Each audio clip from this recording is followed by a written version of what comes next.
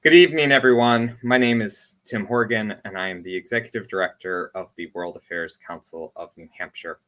We're so excited to have you joining us here tonight for this great discussion about taking African agency seriously and really taking a deeper dive into what the true history and contributions of the people of Africa have been to the modern world.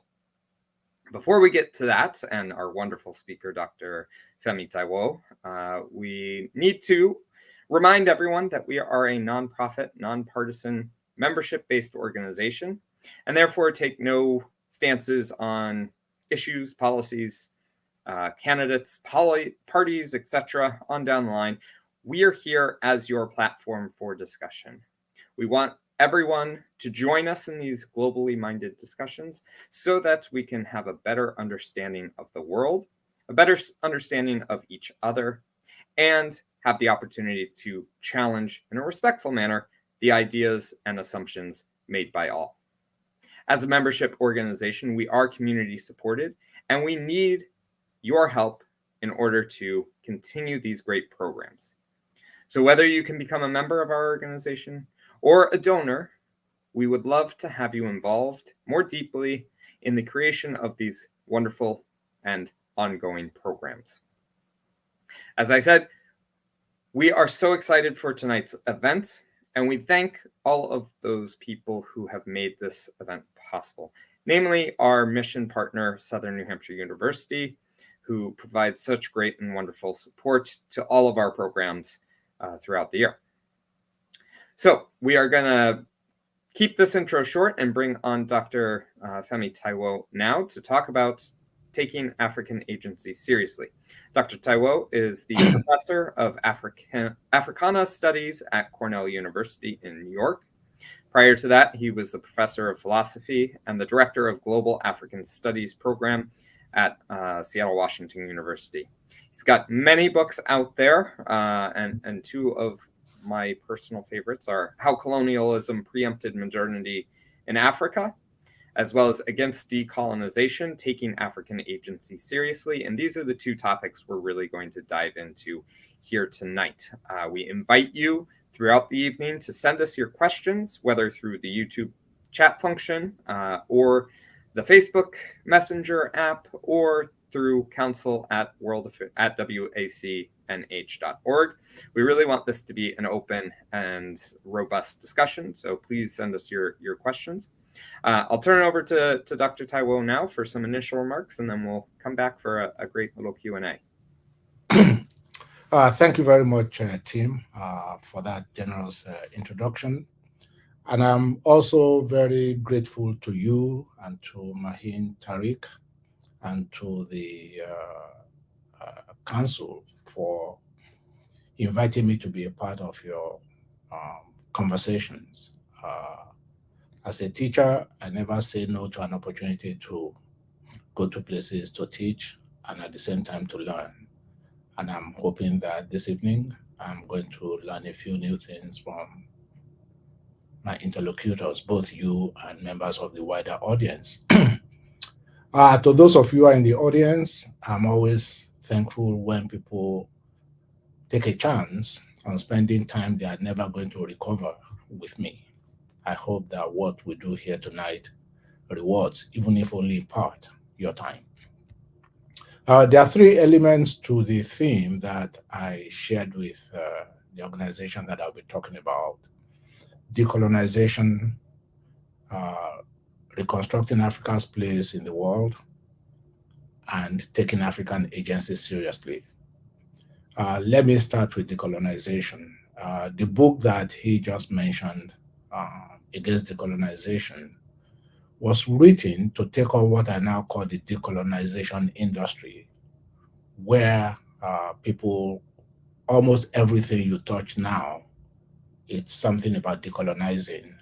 And I think that has actually done very grievous harm to scholarship, and very specifically to scholarship about Africa. I think that we should just limit decolonization to the struggle for decolonization. And what happened after independence, we need new tropes, new theories, new ideas to deal with it. If for any reason we think that countries that got independence are not really fully independent, let us find out what are the causes behind those failures, but don't let us pretend that it is because colonization never ended. And as a result of that terrible way of conceiving of African life and thought, where colonialism becomes the singular pole by which African history is periodized, constructed, understood, and events in Africa are explained, what happens is that the complexity of African life, the continuing, engagement of Africa in the global circuit of ideas, the genius of Africans at doing what other humans do everywhere, which is borrow whatever they deem fit from other people's experiences to make their own lives better, in their specific locations. All these are lost when everything revolves around the idea of decolonizing. And as a result of that, even various practices, indigenous, borrowed, foreign, and all that are there in the continent, some of which we should get rid of in terms of, cultural practices and stuff like that, they get obscured because people think that we must always look for whatever it is that has no wave of colonialism about it. And whatever is there before colonialism is almost as if, oh yeah, what a great continent, everything was fine before the spoil sport colonizers came. That does not even represent a true picture of how humans live. Any complex human society has its cleavages, has its wars, has its stupidities, has its wisdoms, and African societies were never different. And because the continent has always been a part of the global circuit of ideas, we need to encourage everybody to take Africa as a place of serious intellectual engagement, not a place you go to salve your conscience, not a place you go to so that you can say you're doing good for the world. And that is where agency becomes very important. When people deploy agency, they can deploy it for good, they can deploy it for ill. When people deploy agency, they can deploy it in ways that serve them. They can also deploy it in ways that do not serve them. Africans are not different from other peoples. Sometimes African leaders, African citizens, African peoples have deployed their agency in ways that have deserved them. Please, we should not bother to excuse, we should call them out so that people can learn to use their agency for better outcomes all the time. And here again, taking African agency means that we do not think that Africans are permanent children whose will is always bent by their colonizers. So if that is not the case, then we must confront the fact that, yes, both before, during, and after colonialism, there have been things that Africans have done that we should call them out for. That is the simple thing that I want to do tonight. Thank you very much for your attention.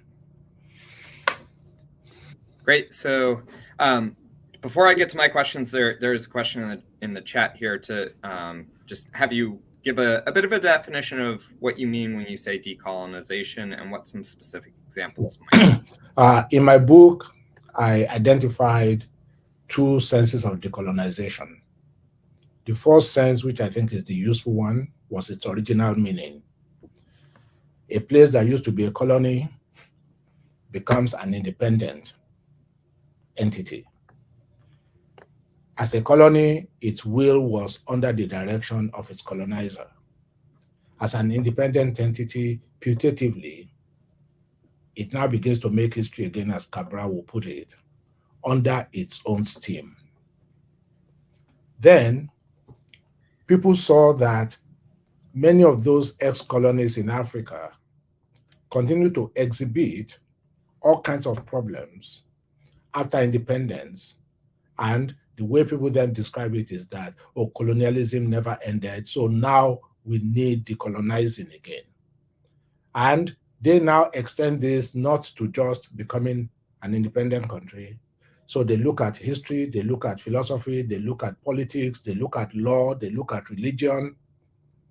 And it is almost as if any one of those phenomena that I've just listed, if it has any part of what used to take place under colonialism in it, it is to be expurgated from African life. I call it decolonization subscript 2 in the book. That is the decolonization discourse that I said is not contributing to illuminating our understanding of Africa's prospects and history. Great. Thank you, Steve, for that question, and thank you, Femi, for explaining. So one of the questions that I'd really like to dive into first, before we get to the great audience questions that are coming in, and please do keep them coming. One of the things that I really enjoyed reading about is how the artificial borders of Africa, and I'm not talking just country borders, but sub-Saharan Africa versus the Sahel, etc. Can you talk a little bit about how those artificial borders are causing issues, and what might be a better way to re-envision the region in a way that promotes African agency? First, I think it's really a red herring when people talk about Africa's borders being Africa's problems. There is no natural country in the world. End of story. Every country is an artificial creation. You look at Asia, West Asia, for instance, the Arabian Peninsula, all the countries that are there now never existed before. Saudi Arabia, Iraq, Lebanon, Syria, Israel, Palestine, Jordan. So are people saying that, artificial borders are the problem there? Meanwhile, you look at India. India used to be India, and then it became India and Pakistan, and then it became Pakistan and East Pakistan, and then it became Pakistan and Bangladesh. So did the people in Arabia Peninsula have any say in how those borders were fixed? No. So that's the reason why I say that, the problem again is that because people always think of Africa as a different kind of place, and Africans as different from the run of common humanity. I call it the metaphysics of difference in the book and other books that I've done. And that was a racist invention. Africans were not the ones who told people, we are so different, don't come to us, and when you come to us, you have to be. No. When people went in there, and remember, Africa has been in contact, has always been in dialogue with Greece in ancient times because the Greeks went to school in Egypt. But then when the racists came and began to introduce Africa as a different place, one of them was the one who said that Egypt cannot be a part of Africa. Because for him, Africa had no history. Africa was not part of history. So when I see African scholars who are so proud to talk about sub-Saharan Africa, I just laugh my head off at their stupidity. I'm sorry. What other part of the world do you use natural formations to divide the continent? Can you imagine using the Himalayas, to divide Asia? The Aconcagua in South America, Atacama, or using the Mongolian desert, to separate East Asia from, West Asia? Do you use the Alps, to talk about different parts of Europe? No, those are not the problems. And indeed, part of taking African agency seriously, both by non-Africans and Africans, is that we begin to actually dig deeper into the roots of the problems that we are trying to understand and then solve. Boundaries are the list of those. Since 1960, when most African countries became independent, when they formed the Organization of African Unity, they put in the charter, the boundaries are sacrosanct. So Africans made a choice to keep the boundaries that were handed down to them. If there's a problem with it, why didn't they get rid of the boundaries? In Cameroon, as we speak, the president there and his goons are killing his fellow Cameroonians in the name of a French-English divide. Whose fault is that? This is what I mean by taking agency very seriously. And that's when we begin to delve into what are some of the relationships. And we see that African boundaries have actually been altered. Eritrea is an independent country. South Sudan is now a separate country, which means it can be done. So if they're not doing it, they must like it.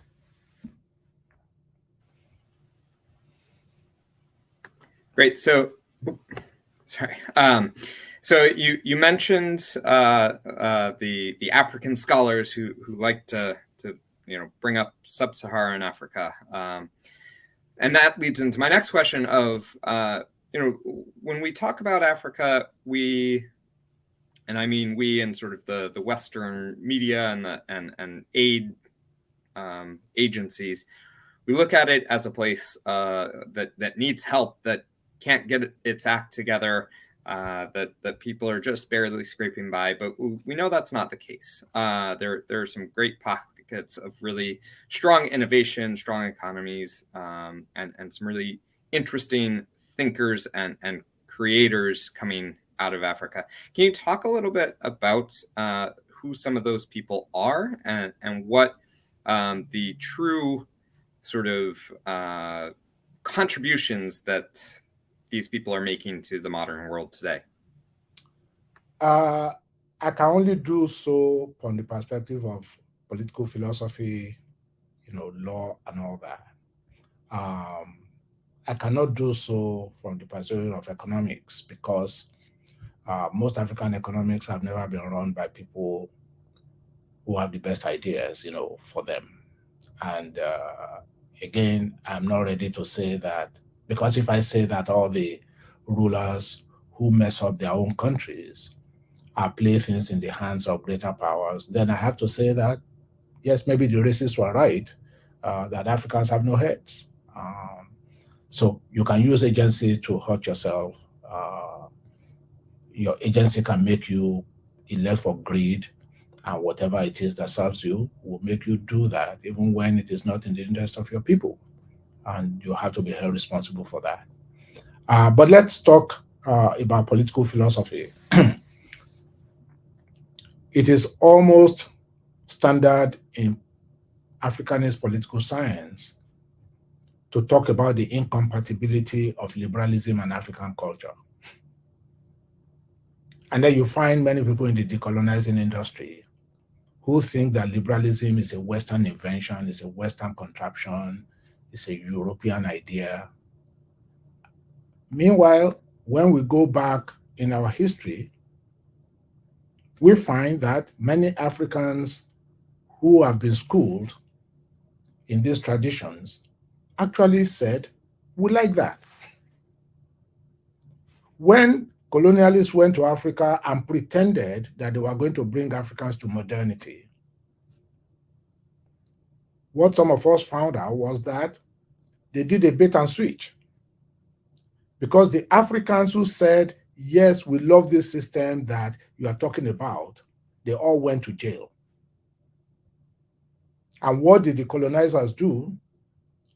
They empowered African institutions, chieftaincy especially, and made it the defining characteristic of African culture, and anthropology has made that a permanent part of what it is to be African till tomorrow. But then chieftaincy is nothing peculiarly African. I mean, the United Kingdom is under a chief. Norway, Denmark, Belgium. But of course, under colonialism, African monarchs were no longer called monarchs because there could only be one king in the British Empire, and that's the British king. So they reduced all of them to chiefs.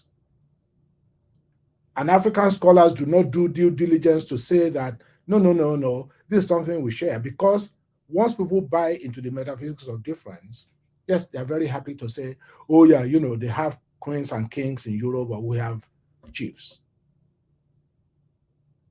Two, when people then got independence,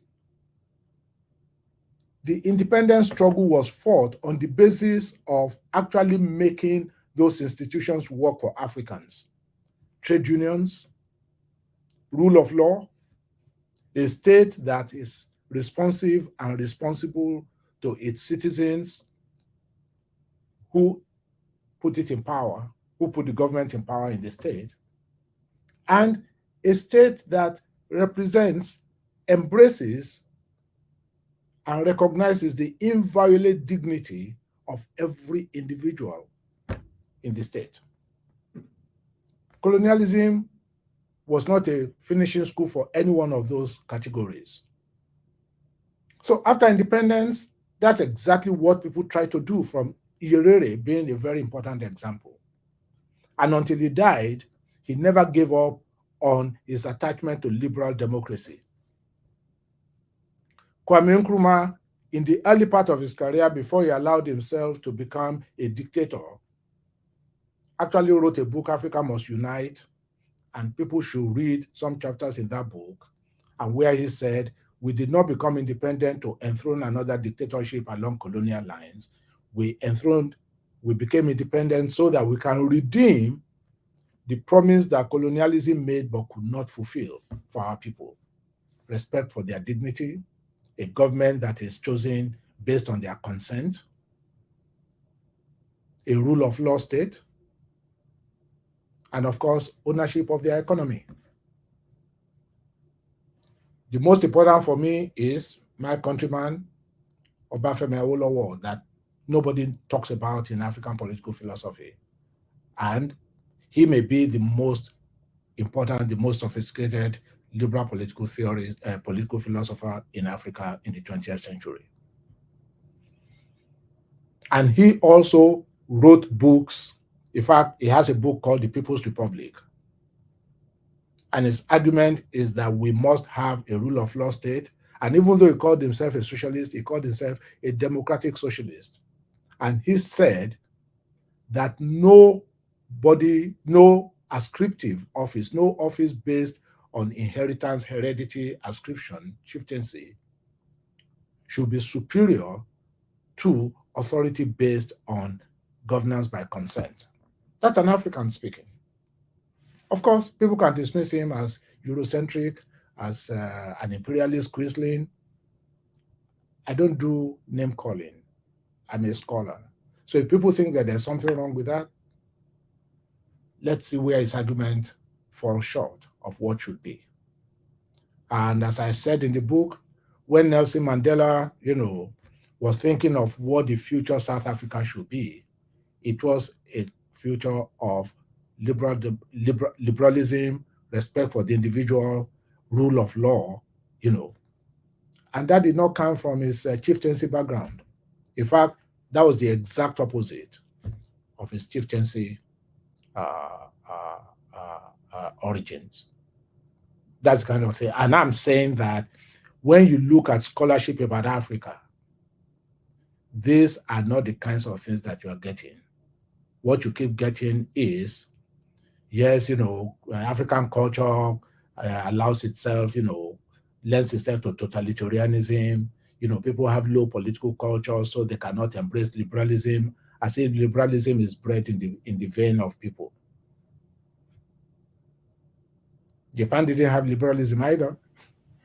South Korea didn't have liberalism. They're making a good work of it. Great. So that leads nicely into a question from one of our members, Richard Lobin. He wants to hear your thoughts on Cabal said that national liberation is an act of culture. do you think that, or just comment and expand on your ideas around the notions of, is there an African culture in the post-colonial world? If anybody thinks of African culture in the singular, it's a non-existent beast. And again, this is part of the problem of much of the scholarship that people like me are pushing back against. When Cabral talked about national culture, he was not talking of something that was given. He was talking of something that would now be made after Africans have become history makers again as a matter of right. Because he said under colonialism, the ability of Africans to make history under their own steam was, checked. And then when he talks, because people misuse his phrase, return to the source, he always made clear, he said, we should have a critical engagement with our inheritance and then pull out from it the best of those practices to be part of this new future that we're going to be making. So that national culture is not going to be marked by pedigree outside of the very, very simple boundary, okay, Guinean, Bissau, Cabo Verde, and all that. But if it is something almost genetic, that only Guineans have and all that, no, Cabral never said that. Quite the contrary, he actually said that, we should get rid of a whole lot of what people want now to pass off as African science. Cabral was contemptuous of it. He said we should become scientific. And he did not culturalize, scientific. He said scientific as in physics that people now want to dismiss as Western. He wrote it. And he said that is how we should bring up our children so that they don't think that when there is thunder, it is some god clashing with another god, which of course was not something invented by Balatans or other Guineans and all that. Anybody who knows his Greek history, Greek culture, ancient Greece, knows exactly the role that gods and goddesses play in trying to explain social and natural phenomena. So when he talks about decolonizing culture, he wasn't talking about abandoning whatever, quote unquote, the Portuguese did. No. In fact, he said the tragedy of the Portuguese was that they lost their humanity too in trying to keep, to deprive Guineans of their own. We should not take that lightly. Yeah, I think that's a great point to make. That, you look around the world and every culture, when they interact with another culture, shares and builds upon. And so the countries and the people of Africa are no different in that. So I want to move into another question that came in through our Facebook. This person is saying that when Americans think about colonization and in turn decolonization, they're almost always thinking European. But there's also a deep and ongoing impact from Arab colonization. Can you make some comments around how that dynamic fits? And also, I know we're not going to call it colonization, but the role of China in sort of reaching into these countries and building relationships, you could call it, or creating dependencies and extractive tendencies. So just what does it look like today, and how does a broader view of the, avoiding the word colonization, but the activities that other countries are taking in this region? Let me start with the China one. It's a very simple one for me. If we continue the decolonizing discourse, as I've said in a recent interview, 50 or 60 years down the road, our great-grandchildren in Africa will be demanding reparations from China for what they are doing to us right now. But I hope that something will survive of what people like us say, which is this is one situation where Africans are 150% responsible for the kinds of deals they are making with China. End of story. If you do not use your agency for your own interest, as the English like to say, a fool and his money shall soon part. There's absolutely nothing inevitable. Why is it that, Africans ask other people to come and exploit their resources on their behalf? We can't exploit our own resources? I can't get that.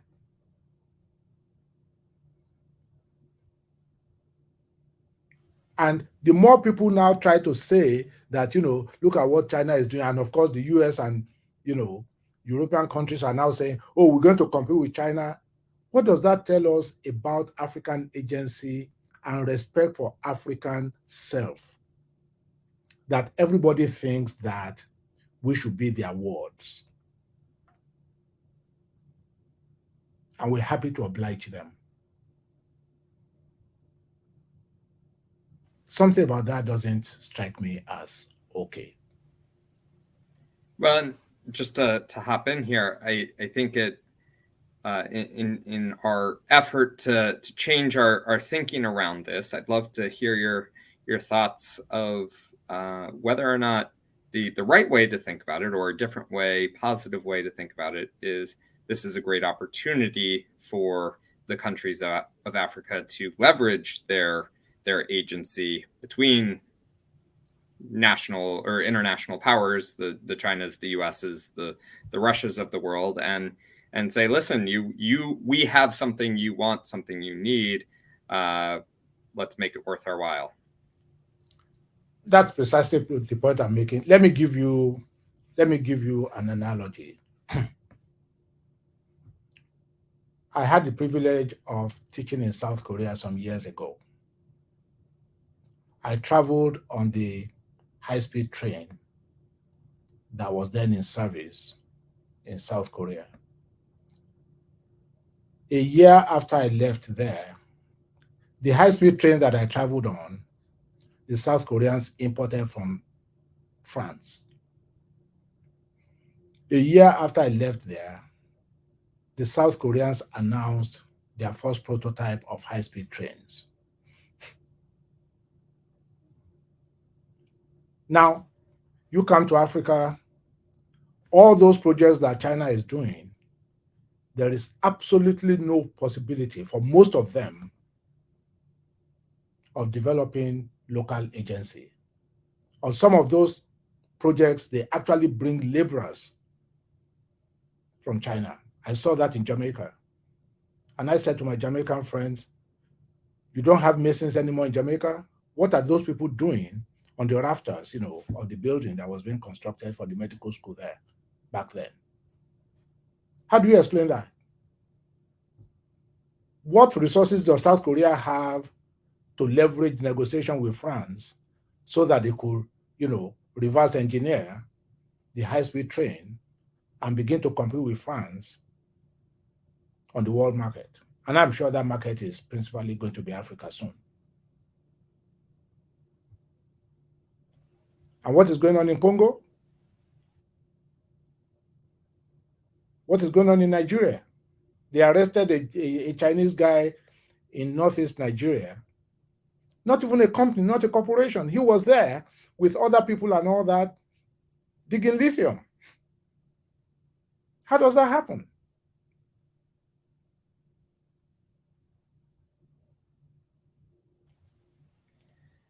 Okay, you have an explanation for that? I certainly don't. I mean, we have heard stories. We've done a lot on the Chinese Belt and Road Initiative, and heard a lot of stories of what you're indicating here, of the Chinese requiring and bringing in their own labor force, and there is a real strong question as to what's going on there, and why that's happening, and we will look for the right expert to answer that question for us in the future.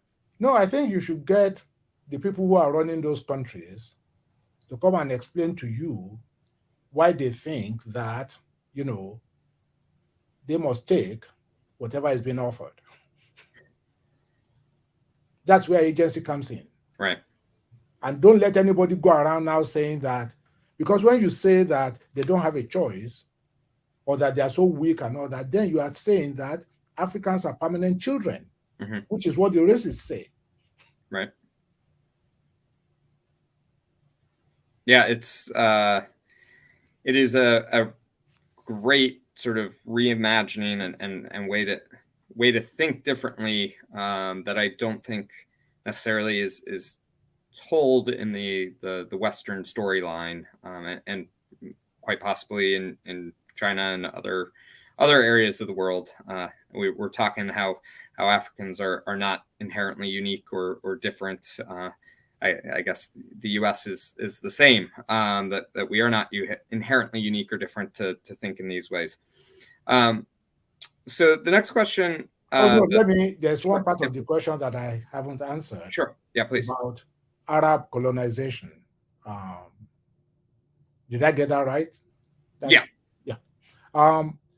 Yes, but part of what I argue in the book is that it's not just Arab colonization, it is also other forms of colonization that were taking place among various African peoples, going back to antiquity. Colonization is not a recent development in Africa or in any other part of the world. So, our scholarship should be profound and complex enough that it takes a long view of all these phenomena and begins to figure out different manifestations of this idea over time. That's all I will say. Okay, thank you. So we had an early question come in that I think fits well now in sort of the long view of history. But missionaries, William is asking, missionaries have played an important part in many African countries, especially in education. How do you appraise their contributions, and how do you see them in either aiding your mission or perhaps hurting it? First, again, we have to decompose the idea of who missionaries were. And part of the reason is that because we have this idea that evangelization was something that was done to Africa, and it was done by people who looked a certain way to people who looked a different way. In my own work in West Africa, I have argued that contrary to received wisdom that colonialism introduced modernity to Africa, in West Africa, the parts that were colonized by the British, modernity was introduced to that place by Christianity, not colonialism. And by the time colonialism came, it had to fight throughout its tenure those Africans that I call, graduates of the Missionary School of Modernity, who use the same principles that the colonialists pretended they want to impose to fight colonialism. As I have said before, people should be free to choose their own government. The law should be respected, and it should be a respecter of no persons. The inviolate dignity of the individual, because that is the calling card of the modern age. And in the 19th century, there were two kinds of missionaries that went to West Africa. The first set of missionaries, dominated by the CMS, Church Mission Society of the Anglican Church, of the Church of England, led by their, honorary secretary, Henry Venn, was concerned to use Christianity to repair African agency so that Africans can become dominant in their own affairs in the shortest possible time. In fact, In his doctoral dissertation for his Doctor of Divinity, he appropriated a phrase that some of the fathers who had gone to Latin America in the 16th and 17th centuries had used to describe what they were there to do. And the phrase was euthanasia of mission, quote unquote, euthanasia of mission. So a mission was to be judged by how quickly it committed euthanasia by energizing, equipping native agency to run their church. This was the model that Henry Venn used in his, sending missionaries to Africa. Meanwhile, the leader of that team that went to Africa at that time was a Nigerian who had been captured as a slave and was being shipped to the United States,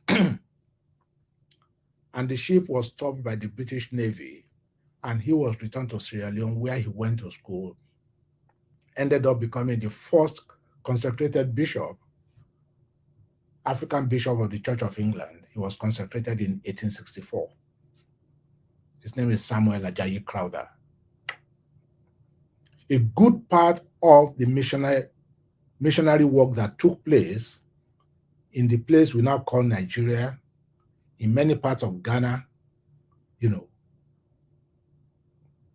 during that period, was done under the superintendence of this genius called Samuel Ajayi Crowther. By the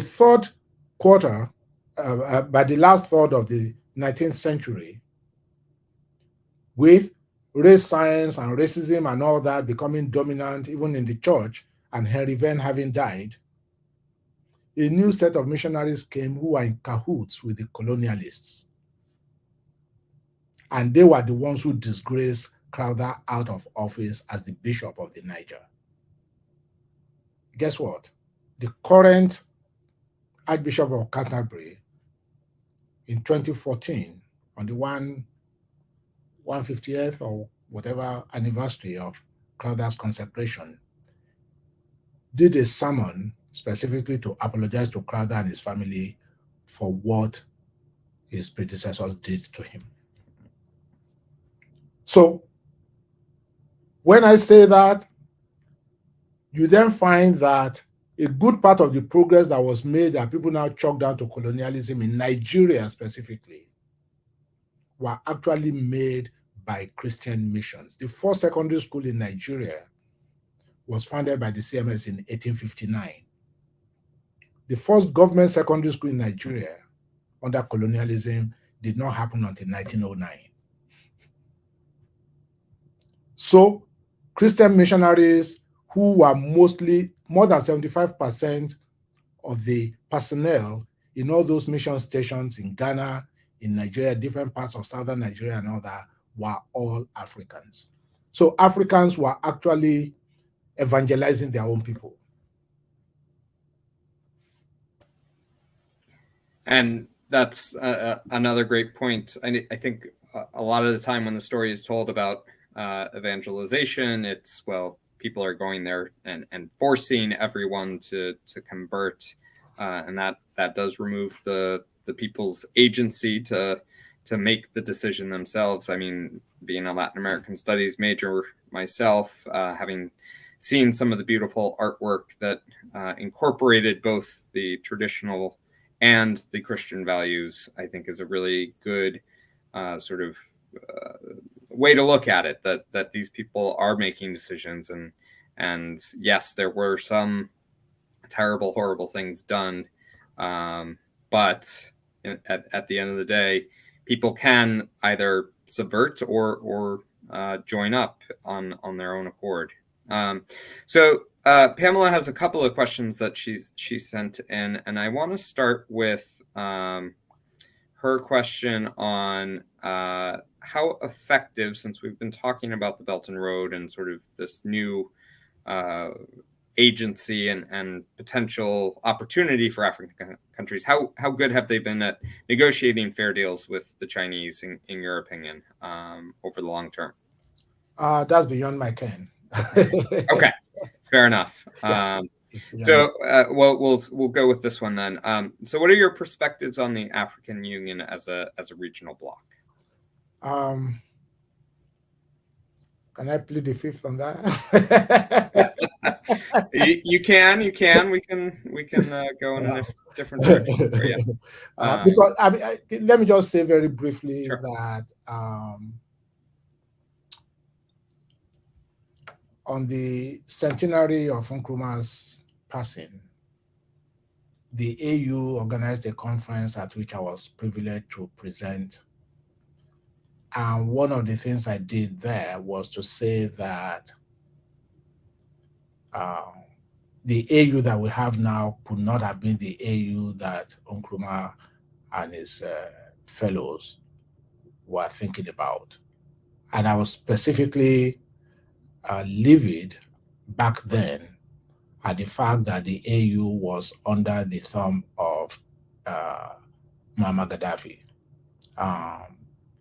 If, as I argued in the earlier part of his career, Nkrumah was for governance by consent and all that, I don't think that an AU that is dominated by the likes of, Mugabe, Gaddafi, Museveni, what's the name of the one in Rwanda, Biya in Cameroon, Yadema in Togo. No, I have problems with that.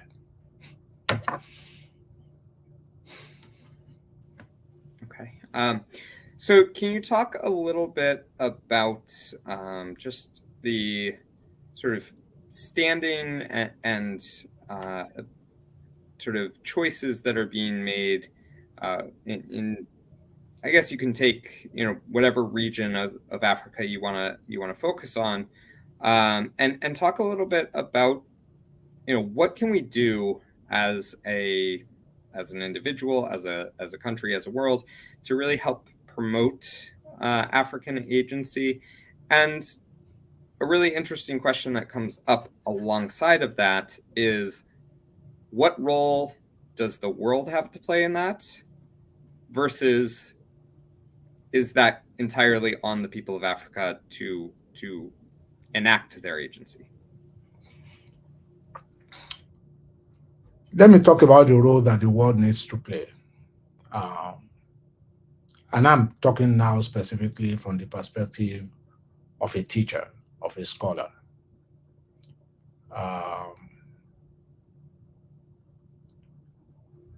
Teach students to take Africa as a place of intellectual engagement, not a place for them to go and teach people how to do microfinance.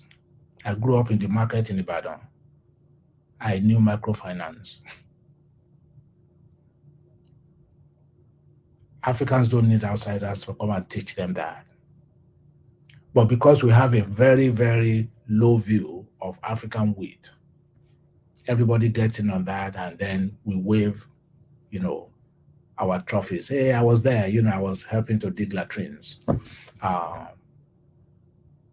That's the first part. The second part is, as you do this, you are going to get more ideas to Africa from people who are not thinking that Africans have no ideas, but of people who now want to engage in very deep conversations with African minds about what people are doing in Africa, so that we can actually have a better perspective of why people do what they do, rather than our always a priori assuming that we know why they're doing what they do, because remember colonialism. That doesn't explain anything. In Africa, that for me is an internal conversation. Unfortunately, we don't have too many interlocutors because, taking responsibility is never cheap. And sometimes having to look at yourself in the mirror and saying, damn, I stink. That's very difficult, as we all know. as individuals leading our lives. I think that's even less easy for corporations, for countries, for groups where identity is all that matters to them. If scholars begin to actually ask hard questions of the choices that are being made and do so respectfully, that means you really have to know your onions. You have to read the history. You have to read the politics. You have to take African, intellectual production very seriously, not as garnish, not as exotica. Then I think all sides are going to be benefited because we're going to have better scholarship about that place, and by extension, about that place's place in the larger world.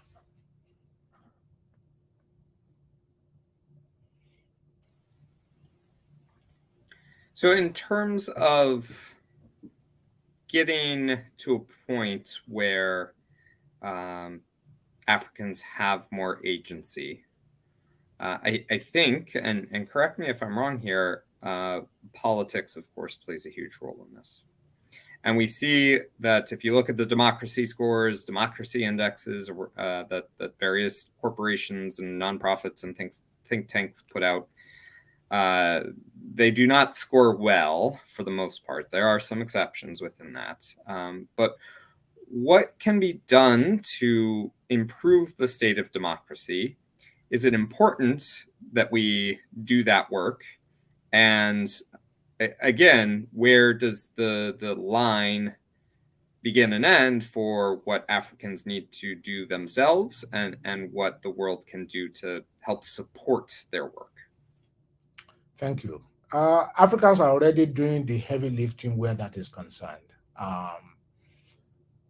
Since the Arab African Spring, which I call part of the Africa's second struggle for freedom. The first struggle for freedom was for independence. But soon after independence, rulers began to think that the flag and everything was what was important. Their people never thought that that was it for them. They wanted a life of dignity. They wanted lives where they were the authors of their own lives, which is what modernity promises. They wanted a government, as I said, that will be responsible and responsive to them, and which they are going to charter, not imposed on them. And you can see what I mean by Africans have been doing the heavy lifting. You look at Eswatini. I don't think that monarchy is going to survive for much longer. You look at, all the countries in Africa where people keep saying, oh yeah, Africans don't do liberal democracy, the culture does not. Look at Ghana, look at Nigeria, look at Liberia and Sierra Leone that actually went through destructive civil wars.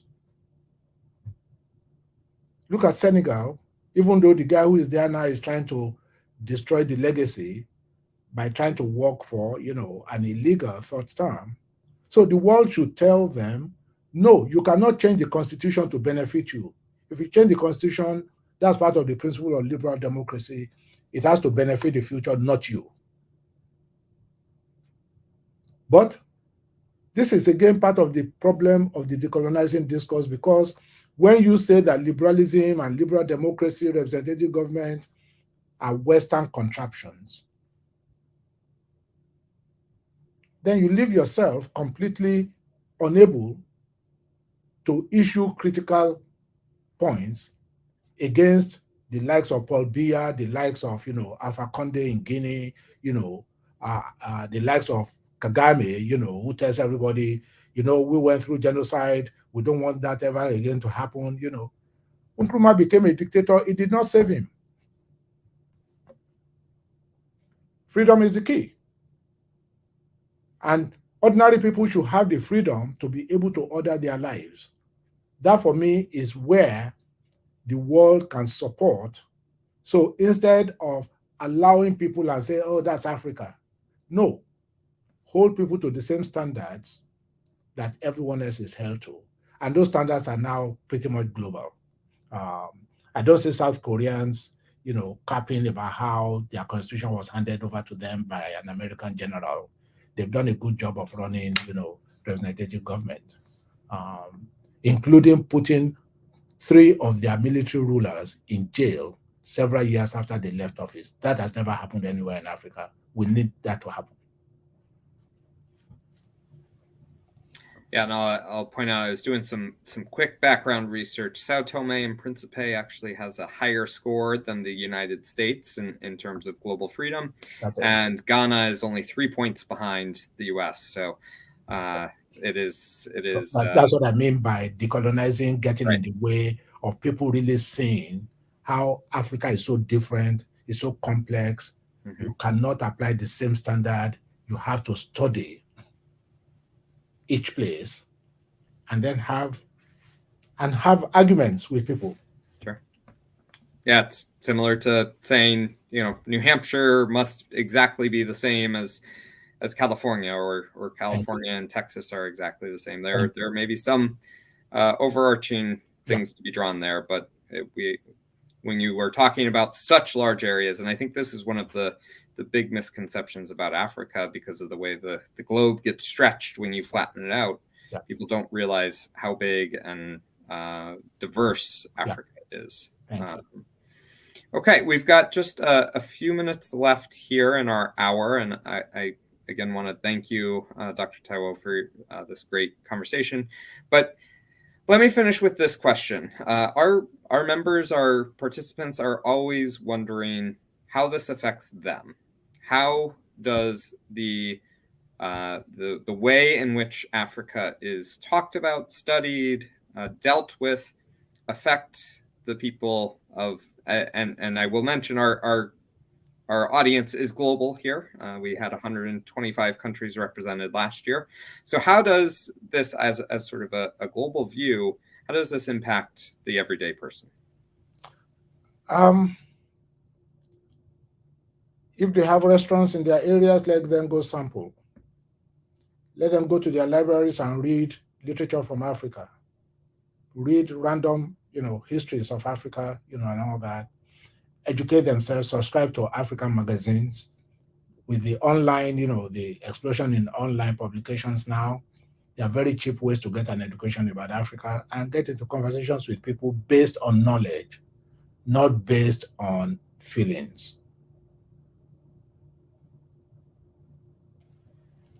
Yeah, I love the idea of knowledge, not feelings, because we've got a lot of feelings in the world today, and maybe a little less knowledge than we should, which is what we're trying to work on here at the World Affairs Council. And of course, we really appreciate all of the professors and teachers out there who are our allies in that work to combat some of the misinformation out there. So thank you so much, Dr. Táíwò, for your time. We really appreciate it. This was a wonderful conversation, and I hope you enjoyed it as well. Oh, absolutely. Thank you so much. And the questions were just great. I hope that I have rewarded people a little bit for their time. That's always my concern. But thank you very much for having me. I really, really appreciate that. Of course, and I've been telling people this is the event that I'm most excited about for the year so far, and it for me has not disappointed. So thank you so much. Thank you to our online audience for joining us here tonight, as well as for any of those who are watching this on the recording. The World Affairs Council of New Hampshire really appreciates your interest and your desire to be a little bit more informed about the world. We hope you will join us for our next program, which will be on March 30th. It is kicking off our T. William and Patricia Ayers Global Tipping Point series on rising anti-Semitism and genocide, how those are interrelated, and we'll be looking at it from what are the warning signs, what can be done to stop a genocide or a rise in anti-Semitism, and then finally finishing up with a conversation around how do communities heal afterwards. So we really hope that you'll be able to join us for those 3 programs, both in person and online, and we hope you have a wonderful evening. Thank you so much.